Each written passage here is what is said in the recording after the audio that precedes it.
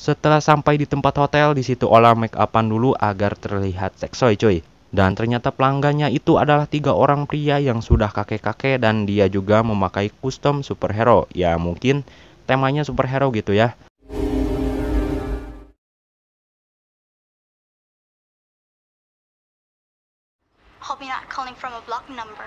Lalu Shin berpindah pada Robert yang menelepon seorang cewek. Dia juga pedagang kacang juga. Namun di situ si Robert tidak akan memakainya, melainkan dia akan mencari Ola dari pedagang kacang lain untuk mencari tahu. You know her? Take a good look. 5 fucking grand. But if you blame me for a fool, I'll come back here and got you. No. Balik lagi ke Ola yang sudah bermain superhero dan ternyata dia sudah mengumpulkan cairan masa depan yang 3 orang tadi untuk dijual. Dan tak sekian lama orang itu datang untuk membelinya, lalu dia meminum cairan itu entah untuk apa. Lalu Shin berpindah ke Ola dan yang baru saja sampai di rumahnya, dia akan memberikan kejutan kepada suaminya yaitu si John. Setelah menunjukkan hadiah yang akan diberikan Ola ke si John malah ngamuk karena bukan itu yang dia inginkan. Yang diinginkan si John adalah anggur cap orang sengklek hingga akhirnya Ola membawa si John ke tempat minuman. Dan di situ si John meminum anggur merah cap orang sengklek hingga ia meminta satu lagi untuk di rumahnya. Rohaka sih ya. Dan setelah sesampainya di rumah ia langsung ngadu jigong tapi tidak dengan ngaduknya. Sedikit perhatian, entah kenapa saya juga tidak ngerti di bagian scene ini Brody, tapi kita ikuti aja lah alurnya ya. Oke, lanjut. Stop! Stop! Stop! Okay? Hingga setelah ngadu jigong, Ola langsung memborgol dirinya di dekat kolam renang. Lalu datanglah si John dan dia ngamuk seedan-edannya karena dia telah ngocok anunya si John. Hingga pada akhirnya si John meminta maaf kepada si Ola atas apa yang diperbuatnya itu. Singkat cerita, Ola pun pergi untuk melayani seseorang lagi. Dan ternyata yang kali ini adalah Robert yang ngebokingnya cuy. Si Robert di situ meminta Ola untuk kembali ke ibunya dan memperlihatkan sebuah foto 12 tahun yang lalu. Hingga si Ola pun menanyakan apa yang dipegangnya itu dan si Robert menjawab itu adalah permen Krauka atau susu batangan.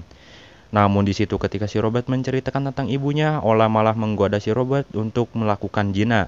Tetapi si Robert udah saya bilang dia itu kuat iman Brody. Lalu sebagai perjanjiannya si Robert pun memberikan uang sebesar $200 dan kartu teleponnya untuk bisa menghubunginya lagi jika dia berubah pikiran. Dan juga memfoto Ola untuk dikirimkan ke ibunya. Dan setelah di rumah Robert, ia langsung ditelepon oleh ibunya si Ola dan menanyakan kapan mereka pulang. Namun si Robert mengatakan bahwa mereka tidak akan pulang karena Ola lebih suka $200. Singkat cerita si Robert pun langsung pergi ke tempat bermain anak-anak karena gejala pedofil itu aktif lagi. Namun si Robert saat masuk ke dalam terowongan perosotan, dia sengaja menunggu gadis itu di tengah-tengah perosotan. Namun pada nyatanya dia menahan nafsu itu hingga ia pun meluncur dan kabur karena takut diteriaki pencabul cuy. Balik lagi ke Ola dan si John yang sedang melihat tato barunya. Namun tiba-tiba saja Ola pengen ke kamar mandi dan ternyata Ola mengalami pendarahan hingga ia dibawa ke dokter. Ketika sedang diperiksa sama dokter, ternyata Ola hamil 3 bulan dan ternyata pendarahan itu disebabkan adanya polip di leher rahim. Dan Ola harus melakukan USG. Oke, sedikit pembelajaran Brody, polip adalah sebuah jaringan abnormal dan memiliki tangkai yang tumbuh di dalam tubuh gitu ya Brody. Oke, balik lagi ke alur ceritanya. Setelah dari dokter, Ola dan John akan makan bareng. Ola mengatakan bahwa dirinya harus di USG dengan seharga $200 dan hingga ia harus mengganti pil KB-nya. Dan si John mengatakan jangan khawatir untuk soal itu hingga akhirnya mereka pun tos bareng dengan meminum anggur cap sengklek dan langsung saja Ola merasa mual hingga muntah-muntah. Tak sekian lama ia pun langsung pergi lagi ke dokter itu untuk melakukan USG. Ya, seperti biasa, ya dokter mengatakan bahwa bayinya bisa mengikuti perasaan ibunya. Basa-basi lah gitu ya. Lalu si dokter memberikan obat penginduksi kontraksi agar bayi itu cepat keluar dari rahimnya. Lalu setelah dari dokter, Ola langsung menelpon si Robert dan mengatakan akan bertemu dengannya. Setelah bertemu Ola, langsung dibawa oleh si Robert, tetapi Ola takut dengan si John yang sedang menunggu di depan rumah sakit. Namun si Robert langsung membawanya dan terjadilah keributan. Oh. You really? I swear, you're fucking dead. Setelah sampai di suatu tempat, si Robert langsung membawa Ola ke tempat kediamannya dan diikuti dengan si John. Lalu ia bertemu dengan preman kampung untuk membantunya menangkap si Ola dengan bayaran $2.000. Pindah ke si Robert yang sedang packing untuk segera pergi dari kediamannya dan terbang ke Polandia. Namun di situ Ola agak sedikit kurang percaya dengan si Robert hingga akhirnya si Robert memberi pertanyaan kepada Ola, dia akan ikut ke Polandia atau tetap tinggal di Thailand. Dan Ola pun menanyakan apakah ada permen di Polandia, lalu si Robert berkata dia berjanji semua permen yang Ola mau akan diberikan. Dan setelah keluar dari rumah si Robert, ternyata preman kampung itu sudah ada dan ya, terjadilah peperangan hingga si Robert pun tertembak.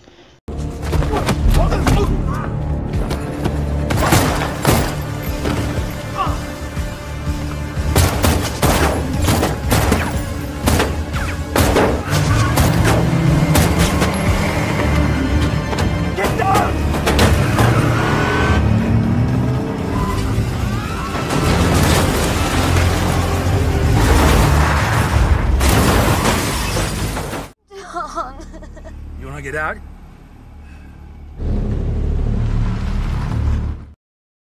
Singkat cerita, Ola dan Robert sudah sampai di sebuah kedutaan Polandia. Robert telah menyiapkan surat-surat tentang pribadinya Ola untuk berjanji meninggalkan kehidupan buruk itu. Lalu untuk menunggu hasil pemeriksaan, sementara Ola tinggal bersama seorang wanita yang bernama Heidi. Dan sementara Robert akan menuju ke rumah sakit untuk merawat luka tembakannya. Setelah Ola di dalam mobil, ia harus memakai karung goni untuk menutupi kepalanya. Heidi mengatakan bahwa tempat itu harus dirahasiakan. Balik lagi ke Robert yang terlihat sempoyongan karena lukanya semakin berasa hingga ia pun pingsan. Dan setelah sesampainya di sebuah panti asuhan, Ola disambut dengan baik oleh anak-anak itu dan Ola pun dipersiapkan segala kebutuhan oleh Heidi. Makan siang pun dimulai dan Heidi menjelaskan tentang anak-anak yang ada di situ. Malam pun tiba dan Ola bermimpi buruk tentang ritual aneh dan ketika terbangun Ola disamperin oleh salah satu anak itu dan menyanyikannya sebuah lagu. What you are, a putter, what you are. Singkat cerita, ternyata Robert sudah kembali sembuh dan dia punya sebuah hotel di dekat bandara. Ketika si Robert sedang tidur, Ola rebahan di dekatnya dan mengatakan bahwa si Robert tidak seperti halnya pria pedofil yang Robert pikirkan. I'm not a pedophile wrecking your life. You aren't like them. You are not one of them.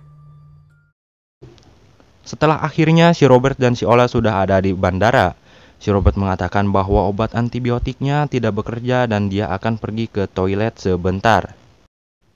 Singkat cerita, setelah duduk di pesawat, Ola menelepon Robert dan menanyakan ia di mana. Ternyata Ola dan Robert itu berbeda pesawat. Ola sendiri akan kembali ke ibunya dan Robert berkata bahwa ia harus belajar menjalani hidupnya sendiri. Sementara Robert masih ada urusannya sendiri dan ya, pada akhirnya mereka pun berpisah negara. Can't move on till I let go.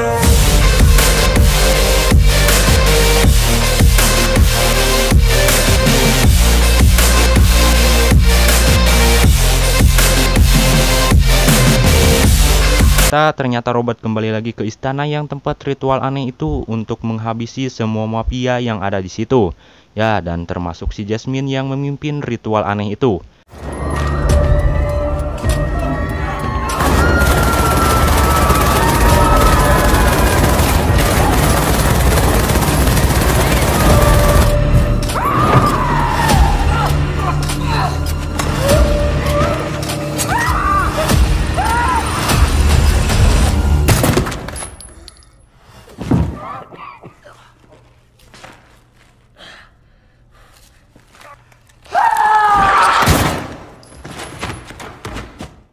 Setelah berhasil menghabisi semua mafia itu, si Robert langsung mengeluarkan anak-anak yang dikurung hingga mengeluarkannya dari istana. Sementara Robert dengan putus asanya yang telah berbuat dosa terhadap anak-anak, dia langsung menodongkan pistol ke lehernya untuk bundir dan akhirnya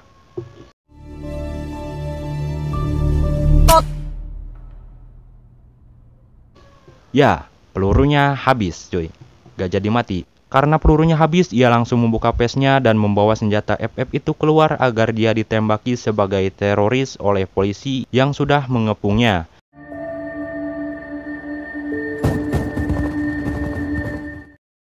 Sementara Ola sudah sampai di Polandia dan dia mencoba permen yang dia inginkan.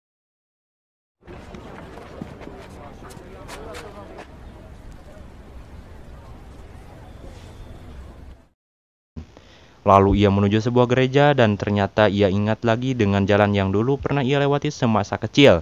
Dan ia mengatakan bahwa perkataan yang dulu ibunya katakan pada Ola yang ada di awal scene tadi. You have your whole life ahead of you. Setelah sampai di sebuah gereja, di situ ia mengatakan bahwa dirinya pernah ke situ dan melewati jalan yang penuh dengan bunga kelopak putih yang menutupinya. Serta ia ingat dengan gaun misa suci pertamanya.